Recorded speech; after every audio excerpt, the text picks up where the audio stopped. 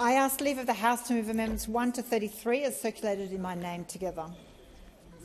Is leave granted? I thank the Honourable Minister and I call the Honourable Member for Warringah. Thank you, Mr Deputy Speaker. I move amendments 1 to 33 as circulated in my name together. As I said during my second reading speech on this bill, international students contribute to the well-being of Australians by fuelling economic growth and prosperity that provides jobs for Australians. In 2023, international education contributed $48 billion to the Australian economy. And I maintain that this bill represents a knee-jerk reaction to the Coalition's false attribution of our current housing supply crisis to migration, particularly international students. However, since the government is insisting on proceeding with it, I wish to offer several amendments to improve it. And I'd like to thank the higher education sector, in particular the University of New South Wales and the University of Sydney, for their engagement with me and my office. And I'd like to thank the Minister and his office for engaging as well. And he knows that this bill, I think fair to say, can be improved. And we have had productive conversations, but ultimately I do hope to see in his response in this process and in the other place some more clarity around his commitment to where the government is willing to look at improving this legislation. We need to make sure that amendments and that we enhance the higher education sector. I don't disagree with making sure we have guardrails and protections where providers are not operating as they should, but in relation to the higher education sector, we need to make sure we are not destroying a very vital part of our economy. And in particular, locally for Warringah, I know small businesses rely a lot when it comes to retail and hospitality on the contribution of international students. So the amendments go firstly to defining enrolment, which is a core issue of this legislation, to avoid that caps being issued being lower than actual acceptance. Currently, the definition in the bill refers to the caps going to an enrolment. Now, caps on offers are very different to caps on enrolments. This is aimed at ensuring that the legislation avoids a situation where a provider can have a limit imposed which is less than the number of overseas students that have already been accepted and confirmation of enrolment issued before the commencement date.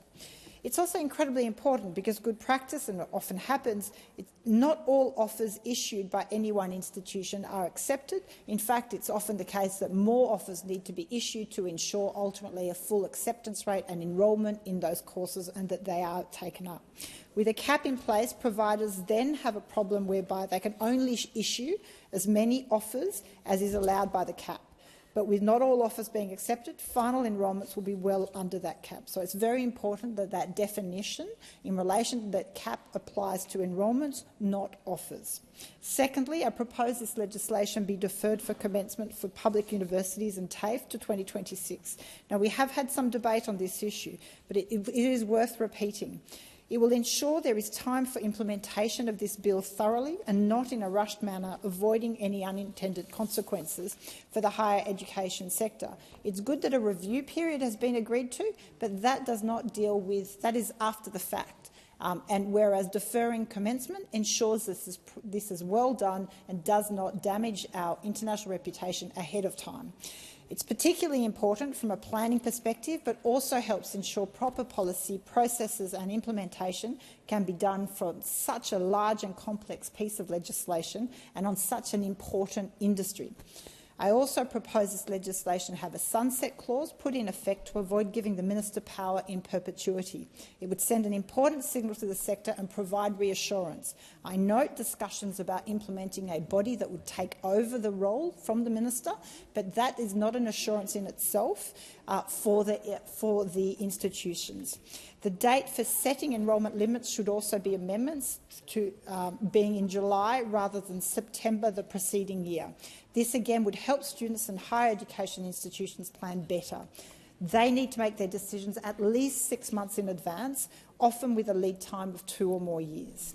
Finally, I propose amendments to ensure transparency for setting enrolment limits to be done by disallowable instrument rather than by notice, alongside removing the automatic suspension for an operator in breach provisions.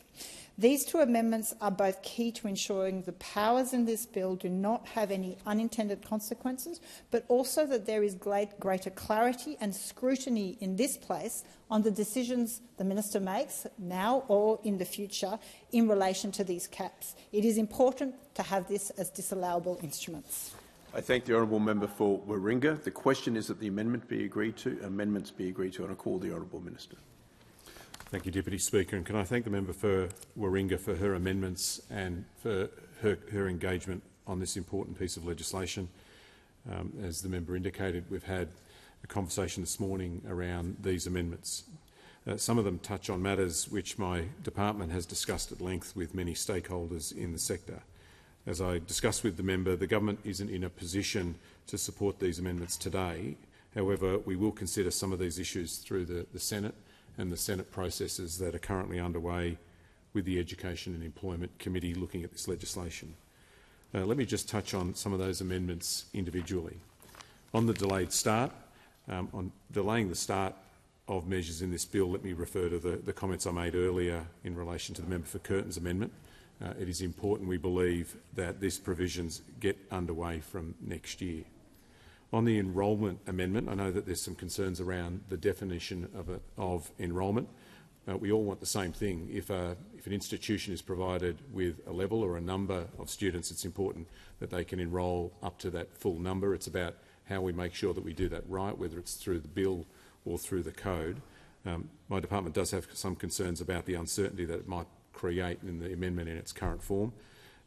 But as we've discussed this morning, I'm happy to continue a conversation with you and other colleagues as we move forward to the Senate.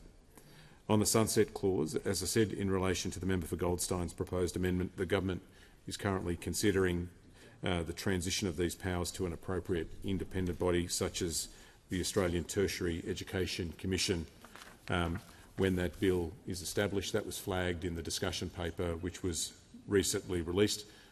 Of course, that body does not exist yet, but it's our intention, subject to the detailed discussions that we're having with the sector, to bring forward legislation to establish that body. On the date that universities are advised, on the amendment concerning the date in which universities are advised, this issue is one which universities have raised with me as well. I understand that universities require certainty as soon as they can have it. That's why I'm happy to continue talking to the member about this issue and what the right way to address this in the bill is. Also, to look at what the Senate committee determines. Certainly, once we announced our intention to introduce this legislation, I spoke to many members of the sector about the importance of spending the next few months in getting the detailed design of this right. The response from the sector was give us the levels, give us the caps in August, not September. That's why I foreshadowed just a moment ago in relation to one of the amendments moved by the member for Curtin. That's my intention to provide that certainty and that information to the sector in the very near future. In relation to transparency, on the amendments concerning transparency, these do not necessarily provide certainty that universities need. However, I appreciate the member's sentiment in moving this amendment, and I'm happy to consider other ways in which we might be able to make these processes as transparent as possible. It was a good conversation that we had about this morning, so I'm giving that further thought. In relation to removing automatic suspensions when caps are breached, it's important that it's important that the system work properly and that providers can't willfully or accidentally exceed their limit. That's one of the risks in the design of the amendment as put to the House, and that's what this provision is about. And there is a mechanism for providers in the bill, as it is drafted at the moment, to contact the Secretary of my department and seek that suspensions be lifted. Just in closing, can I thank the member for Warringah again for the considered and thoughtful way in which you've brought forward these amendments, and thank all members of the crossbench who are here. This is how legislation should work. Scrutinising the bill, identifying where we can make it better. As I flagged in my summing up, not in a position to accept all of these amendments at the moment, but I do identify in your amendments things where we can improve the bill, and I'll seek through the work of the Senate committee as well as through the ongoing consultation that we're having with the higher education sector and the vocational education sector, to be in a position when the bill is debated in the Senate to look at what amendments we might be able to accept, drawing on the work, the effort, the wisdom of members of the crossbench in bringing this to bear in this debate. And so I thank you for it. I thank the Minister. The question is that the amendments be agreed to. All of those of that opinion? Oh, sorry. Call the honourable member for Warringah. Thank you. Thank you, Minister, for the engagement and that response. If it would be, I'd seek just a slight further consideration or indication in this consideration, clarification in this consideration in detail stage around that question of the cap applying to either enrolments or offers, because obviously also relating to the final amendment relating to suspension if there is breach, that's the key nexus between if a provider was to, if the cap applies to offers, that provides a very real limitation as opposed to actual enrolments, and there is that percentage of dropout rate or not acceptance of offers that they need to take into account. I appreciate the Minister's comments in relation to waiting for advice from the committee. Is the Minister looking at, the Minister referred to the code, for example, so if greater clarification could be provided about what is intended to be addressed in this code. Again, it's an instrument that's not before the Parliament, so it's very hard to provide assurance to the sector when it's something we don't have visibility on. And so who will contribute to the creation of that code, for example, but also in relation to the explanatory memorandum, is that an area that the Minister is looking at providing greater clarity on top of through the legislation where the cap's applying to actual enrolments rather than simply offers? I call the Minister. Thank you, Deputy Speaker, and thank the member for Warringah for that question. It's my intention, as I'm sure you would want it to be, that it applies to enrolments rather than offers. What we want to make sure of is that if a university is given a number of students, that they are able to have that full number of students at that university, and that because of different reasons they make a number of offers but aren't able to fill that full number of students at that university. That would be self-defeating. I don't want that to occur. We think that what's included in the code, which is existing at the moment, helps us to do that. But I want to do further work with my department to make sure that we're properly addressing your concerns. I might be able to do that with you face-to-face or via correspondence. In relation to the explanatory memorandum, I think there may be the ability, when the bill reaches the Senate, for us to address some of the concerns that have been raised by the member for Goldstein, as well as, I think, by the member for Curtin, around transferring powers to an independent Australian Tertiary Education Commission through the explanatory memorandum. Can't do it in the bill because the ATEC doesn't exist yet, won't exist until it's legislated, but it could be pointed to in the explanatory memorandum. And so when you talk about the EM, that's where I think that there might be some value in making an amendment to the EM.